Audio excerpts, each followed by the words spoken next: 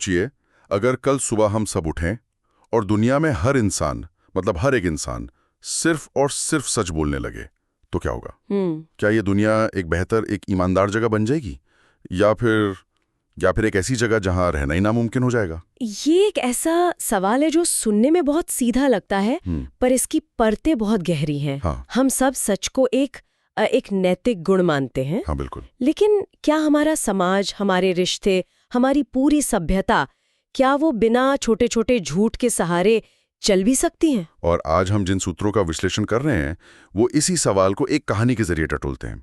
कहानी का नाम है आखिरी आदमी जिसे झूठ बोलना नहीं आता। सही बात है। और हमारा मकसद सिर्फ इस कहानी को सुनाना नहीं है। नहीं, बिल्कुल नहीं। बल्कि इसके धागे खोलना है, इसके किरदारों, इसके मोड़ और इसके पीछे छिपे उन फिलॉसफिकल सवालों को समझना है जो ये हम सब के सामने रखती है। बिल्कुल। तो चलिए इस दुनिया में उतरते हैं। हाँ, कहानी का नायक है अर्जुन। वो कोई सुपर हीरो नहीं है, कोई बड़ा वैज्ञानिक नहीं, बस एक साधारण सा आदमी जिसमें एक असाधारण बात है, उसे झूठ बोलना आता ही नहीं। बिल्कुल।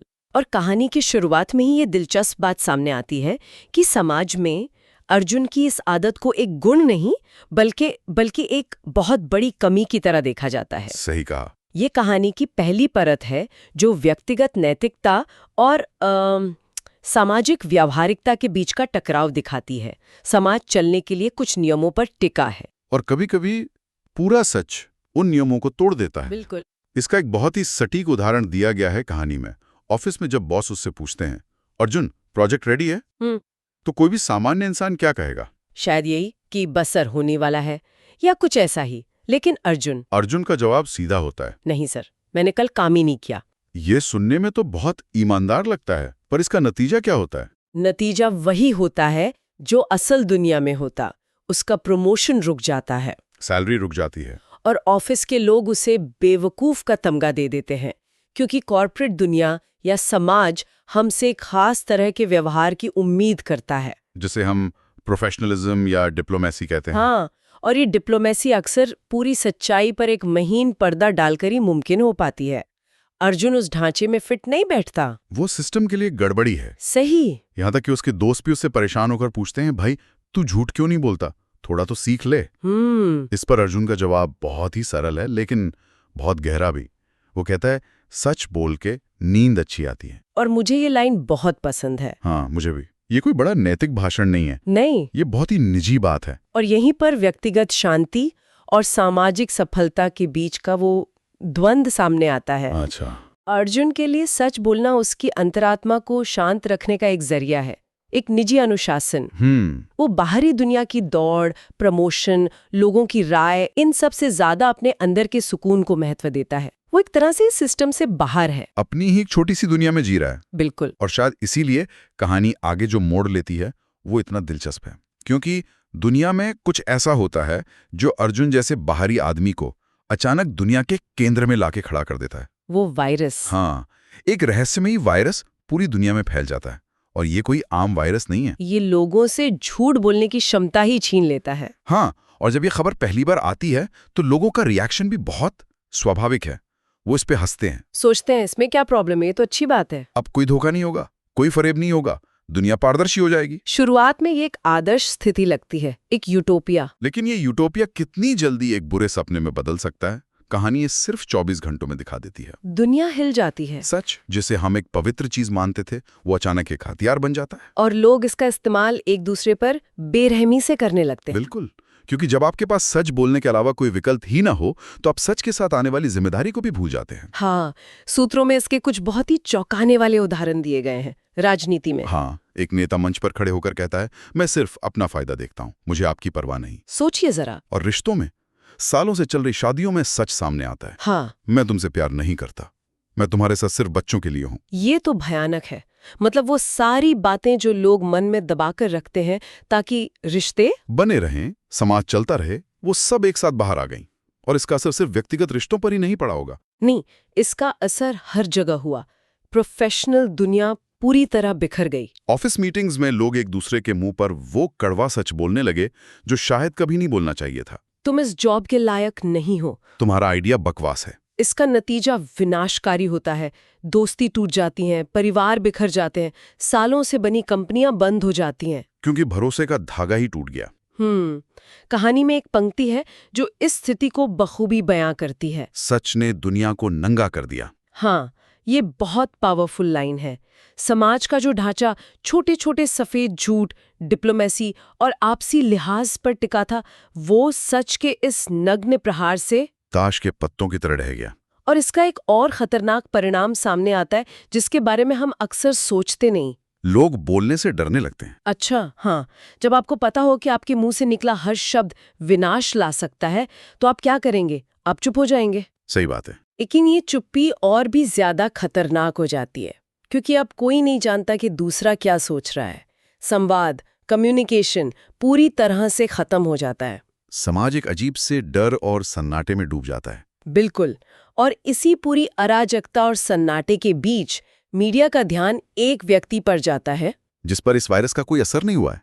एक ऐसा आदमी जो अभी भी सामान्य है। और वो व्यक्ति है अर्जुन। हाँ, और यहाँ कहानी एक दिलचस्प वैज्ञानिक मोड़ लेती है, या यूं कहें कि वैज्ञानिक लगने वाला मोड़।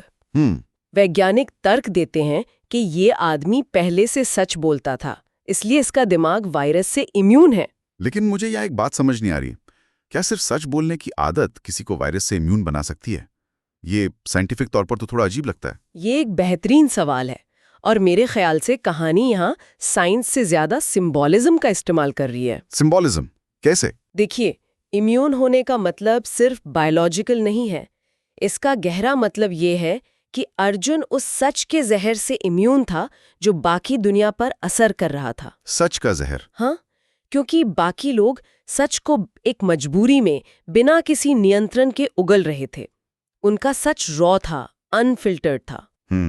अर्जुन ने सच को सालों से साधा था। उसने सच को कभी हथियार की तरह इस्तेमाल करना सीखा ही नहीं था। उसका सच प्योर था, बिना किसी एजेंडा के। वाह, ये तो कमाल का नजरिया है। तो अब वही अर्जुन जिसे लोग बेवकूफ कहते थे, अचानक दुनिया का हीरो बन गया है। वो दुनिया के लिए सबसे महत्वपूर्ण इंसान बन जाता है। उसे बुलाया जाता है, उससे पूछा जाता है, तुम इतने सालों से सच कैसे बोल रहे हो? और इस पर अर्जुन का जवाब कहानी के सबसे गहरे संदेशों में से एक है। वो कहता है, मैंने कभी सच को हथियार नहीं बनाया, सिर्फ जिम्मेदारी समझा। ये एक बहुत महत्वपूर्ण अंतर है, और यही कहानी सच के इस्तेमाल और उसके पीछे के इरादे पर हमारा ध्यान खींचती है। इस्तेमाल और इरादा। हाँ, वायरस से संक्रमित लोग सच को एक हथियार की तरह इस्तेमाल कर रहे थे, दूसरों को चोट पहुंचाने के लिए, अपनी कुंठा निकालने के लिए, या बस बिना सोचे समझे। उनके लिए सच एक अधिकार बन गया था।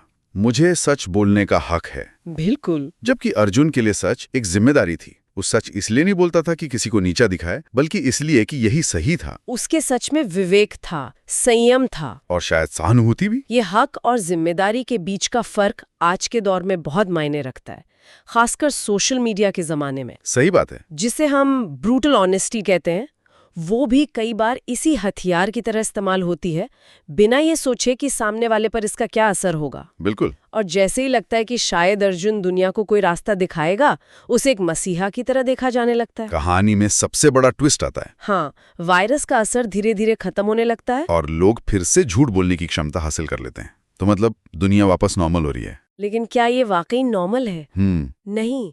और इसके साथ ही एक नई और शायद पहले से भी ज्यादा जटिल समस्या खड़ी हो जाती है। क्या? अब जब दुनिया में झूठ वापस आ गया है, तो लोगों को सच की कीमत समझ आ गई है। उन्होंने सच का स्वाद चख लिया है, भले ही वो कड़वा था। अच्छा। अब वो एक ऐसे स्रोत की तलाश में है जिस पर वो भरोसा कर सकें, एक ऐसा इंसान जो झूठ बोल ही नहीं सकता। और वो एकमात्र स्रोत कौन है? अर्जुन। हाँ। अब पूरे दुनिया सिर्फ अर्जुन से सच सुनना चाहती है। वो आदमी जो हमेशा से सच बोलता था, अब उस पर सच बोलने का दबाव पहले से कहीं ज्यादा है। क्योंकि अब वो अकेला है। ये तो एक अजीब विडंबना है। पहले उसे सच बोलने के लिए समाज से बाहर किया गया, और अब उसी सच के लिए उसे समाज के केंद्र में खड़ा कर दिया गया है। उसे एक मसीहा की तरह देखा जाने लगा है। लोग उससे पूछना चाहते हैं कि कौन सा नेता ईमानदार है, कौन सी कंपनी निवेश के लिए अच्छी है, किसके साथ शादी करनी चाहिए। हाँ, लेकिन क्या कोई एक इंसान पूरी दुनिया के सच का बोझ उठा सकता है? और क्या हर सच बताया जाना चाहिए? यहीं पर कहानी अपने अंत की ओर बढ़ती है। और अपने अंत में अर्जुन से यही सबसे बड़ा सवाल पूछती है। एक इंटरव्यू मुझसे पूछा जाता है, सच बेहतर है या झूठ? ये एक ऐसा सवाल है जिसका जवाब हम सब सुनना चाहेंगे। हाँ। और अर्जुन का जवाब कोई सीधा हाँ या नहीं है। वो एक गहरा और विचार करने पर मजबूर करने वाला रूपक देता है। वो कहता है, सच तलवार है, जो हर हाथ में हो तो खून होगा। सच तलवार है, वाह। इसका मतलब है कि सच में बहुत ताकत है, लेकिन अगर वो ताकत बिना विवेक, बिना समझदारी और बिना सहानुभूति के हर किसी के हाथ में दे दी जाए तो वो सिर्फ विनाश ही लाएगी। जैसे एक तलवार का इस्तेमाल आत्मरक्षा के लिए भी हो सकता है और कत्लेआम के लिए भी, वैसे ही सच का भी होता है। उसे चलाने वाले के इरादे और हुनर पर सब कुछ निर्भर करता है। बिल्कुल।